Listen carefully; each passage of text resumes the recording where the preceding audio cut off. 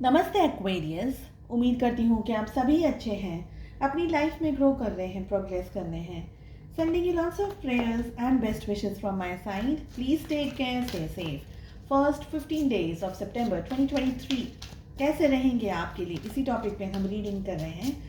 General and collective readings हैं। जो भी मैसेजेस आपके साथ, आपकी सिचुएशंस के साथ में मैच करते हैं, बस उसी को फॉलो करें। साथ ही अगर आप अपने लिए एक पर्सनलाइज्ड टारो रीडिंग बुक करना चाहते हैं तो डिस्क्रिप्शन के अंदर मेरा व्हाट्सअप नंबर दिया हुआ है। एंड अगर आप मुझे दूसरे सोशल मीडिया प्लेटफॉर्म्स पे फॉलो करना चाहते हैं तो सारी लिंक आपको इसी वीडियो के डिस्क्रिप्शन बॉक्स के अंदर मिल जाएगी। पहला कार्ड हमारे पास आ रहा है morality. We have inner voice, we have the rebel, rebirth and innocence. तो बहुत ही अच्छे और बहुत ही प्यारे कार्ड आए हैं। सबसे पहले बात कर लेते हैं हेल्थ को लेकर के। तो पहली चीज़ दिख रही है कि आप मेंटली ना बहुत ज़्यादा ऑक्यूपाइड रहेंगे, बहुत ज़्यादा ओवर थिंकिंग चल रही हो, बहुत विचारों के अंदर या गंभीर कोई ऐसी सिचुएशन चल रही है, जैसे भाई कोई इंपॉर्टेंट जॉब या कोई प्रोजेक्ट आ गया हो, या किसी एग्ज़ाम को आपको क्रैक करना हो, या कुछ प्लानिंग करनी है, जहाँ पर दिमाग कोई भी तरीके से, लेकिन मन बहुत ज़्यादा, दिमाग आप बहुत ज़्यादा खर्च कर रहे हैं, यूज़ कर रहे हैं।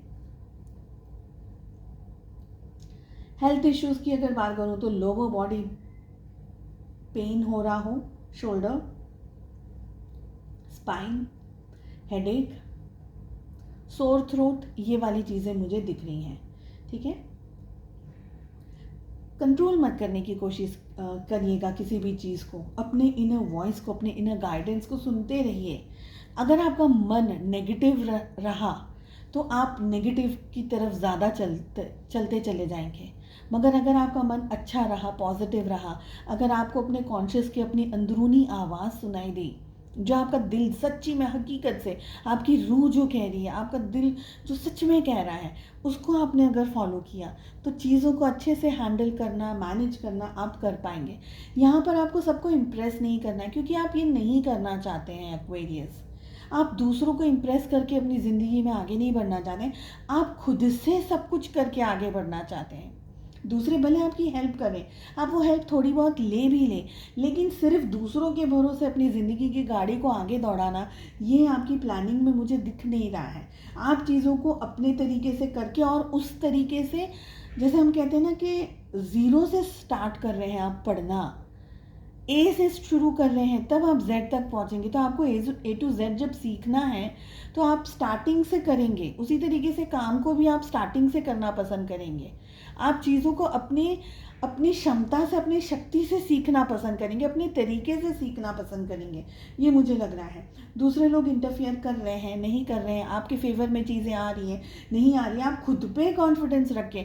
और मुझे ये भी लग रहा है कि अगर आपका मन शांत रहा और अच्छा रहा, पॉजिटिव एनर्जीज जितनी आपकी तरफ रहेगी, आपके वाइब्रेशंस जितने हाई रहेंगे, उतना ज़्यादा आप चीज़ों को रिसीव कर पाएंगे, उतना ज़्यादा पॉजिटिविटी को, न्यू आइडियाज़ को, ब्लेसिंग्स को रिसीव कर पाएंगे। क्योंकि डेफिनेटली यहाँ पर मुझे आपके लिए स्ट्रॉन्ग ब्लेसिंग्स आती हुई दिख रही हैं।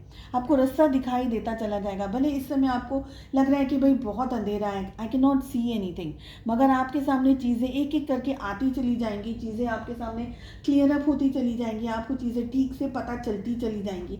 ये दिख रहा है। बहुत ही प्यारा कार्ड आ रहा है, मेरा बहुत ही फेवरेट कार्ड है द रीबर्थ का जो कार्ड है ना। रीबर्थ एक बहुत ही खूबसूरत, बहुत ही प्यारी एनर्जी है।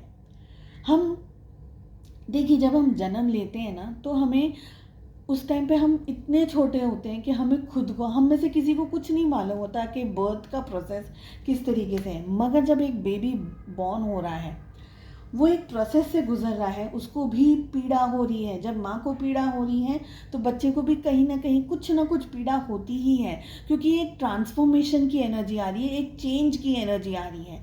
आपकी लाइफ में भी अगर प्रॉब्लम, सिचुएशन टफ चल रही है, XYZ चल रहा है, तो ये याद रखिएगा कि आपका भी रीबर्थ हो रहा है। आप भी अपनी ज़िंदगी के अंदर फिर से वापस से कम बैक करने वाले हैं। तो इस समय जो आपके सामने चुनौतियाँ आ रही हैं, सिचुएशंस आ रही हैं, उनको खुल करके अच्छे तरीके से हैंडल करिए, मैनेज करिए। देखिए कि ईश्वर आपको, कुदरत आपको क्या समझाना चाह रही है, उससे सबक सीख लीजिए, समझ लीजिए उन चीज़ों को। क्योंकि अगर रोते रहेंगे ना तो न सीख पाएंगे, न जान पाएंगे, न समझ पाएंगे, और वही साइकिल के अंदर घूमते घूमते हुए रह जाएंगे, है ना। नेक्स्ट कार्ड हमारे पास में इनोसेंस कार्ड है। अगेन इट्स बहुत ही प्यारा कार्ड है। अपनी जो इनोसेंस है ना, आपकी जो अच्छाइयाँ हैं एक्वेरियस, उसको मत छोड़िएगा किसी के लिए भी। दुनिया बहुत ज़्यादा जालिम है और बहुत सारे लोग सेल्फिश हैं, लेकिन बात यही आती है कि अगर आसमान में सिर्फ काले ही बादल रहेंगे तो फिर क्या मज़ा।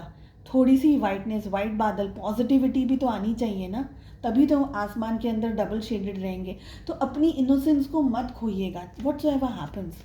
मगर इसका मतलब ये नहीं है कि सामने वाला अगर आपको उल्लू बना रहा है या सामने वाला आपको यूज़ कर रहा है तो आप अपने इनोसेंस का ये सोचे कि नहीं मैं तो बहुत इनोसेंट हूँ, मुझे बोला है इनोसेंट रहने के लिए तो मुझे समझ नहीं आ रही। नहीं, सामने वाला अगर अपने यूज़ कर रहा है आपको, देन डोंट बी इनोसेंट। तब आपको समझ में आना चाहिए कि okay how to handle people, but आपकी जो ओरिजिनलिटी है ना उसको रखिएगा। जिसकी मदद करनी है उसकी कर लीजिए, ज़रूरी नहीं है सबको बताना, है ना। चलिए देख लेते हैं कि लव लाइफ कैसी रहेगी, आप सभी की एनर्जीज किस तरीके से आ रही हैं। We have wheel of fortune along with 3 of swords, आपकी एनर्जी आ रही है, आपके पार्टनर की एनर्जी आ रही है। We have ace of wands along with the tower, रिश्ते की एनर्जी आ रही है। 8 of pentacles along with 9 of cups. I hope cards आपको क्लियरली दिख रहे हैं। हालांकि इस समय यहाँ पर काफ़ी अंधेरा है, मगर कैमरे में नहीं आ रहा है, बहुत ही अच्छी बात ही है।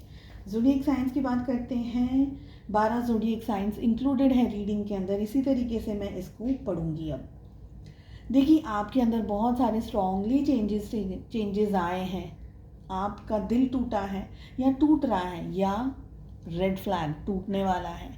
एक्सट्रीम ट्रस्ट एंड भरोसा मत रखिएगा। अगेन आई विल से, अगर कोई चंद चालाकी कर रहा है तो हमें किसी का गला नहीं काटना है, लेकिन खुद को बचाने के लिए तलवार उठानी पड़ती है एट टाइम्स, और वो तलवार दूसरे ही हमें पकड़ा देंगे। लो भाई पकड़ लो, अब हमने बहुत आपको इरिटेट कर दिया, सो अब इस रिश्ते को एंड कर दो, सिर्फ बात कर रही हूँ।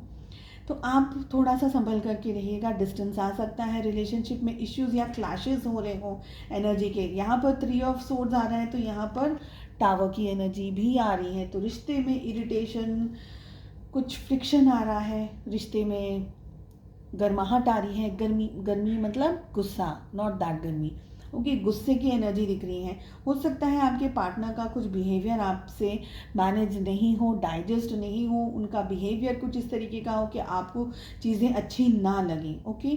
आप थोड़ा सा डिस्टेंस में आ रहे हैं, दूर जा रहे हो रिश्ते में, ये एनर्जी भी दिख रही है मुझे यहाँ पर मुझे सबसे ज़्यादा व्हील ऑफ फॉर्चून की जो एनर्जी आ रही है वो ये आ रही है कि कुछ लोग ऐसे भी हैं जो अपने रिश्ते को निभाने के लिए आगे बढ़ रहे हैं, ठीक है। उन्होंने अपने प्यार को, अपनी मोहब्बत को, अगर इम्बैलेंस रही है पास्ट में एनर्जीज, तो माफ़ करके अब रिश्ते को बैलेंस करना चाह रहे हैं। आपके पार्टनर भी ब्रेकअप हो चुका है, हो सकता है एक्स वापस आ जाए आपकी ज़िंदगी के अंदर, तो किसी न किसी तरीके से आप दोनों की एनर्जीज इकट्ठा हो रही है, मिल रही है। मगर बात सिर्फ इतनी आ रही है, आपके पार्टनर भी आपकी तरफ एक्शंस लेना चाह रहे हैं। हो सकता है यहाँ पर बहुत स्ट्रांगली है एक्स वापस आ रहा हो कोई, इस रिश्ते पर मेहनत दोनों करना चाह रहे हैं, लेकिन वो कहते हैं ना कि बिल्ली के गले में घंटी कौन बांधे, क्योंकि जो झुकेगा या जो कहेगा आई एम सॉरी तो फिर वो हमेशा के लिए रह जाएगा। देखा, ये ईगो की बात आती है। ईगो यहाँ पर बीच में बहुत इंपॉर्टेंट रोल प्ले कर रहा है। ईगो के अंदर जो सबसे ज़्यादा ऑपरेट करेगा ना, वही इस रिश्ते को ख़राब करने में लगा हुआ है। दोनों को ही इस रिश्ते पर इक्वली मेहनत करनी है, ये मुझे यहाँ पर दिखाई दे रहा है। सो रिश्ता अगर दोनों का है तो मेहनत भी दोनों की होनी चाहिए। चलिए, उम्मीद करती हूँ आपको रीडिंग पसंद आई। I wish you all the very best. मिलते हैं नेक्स्ट रीडिंग में। Take care, bye bye.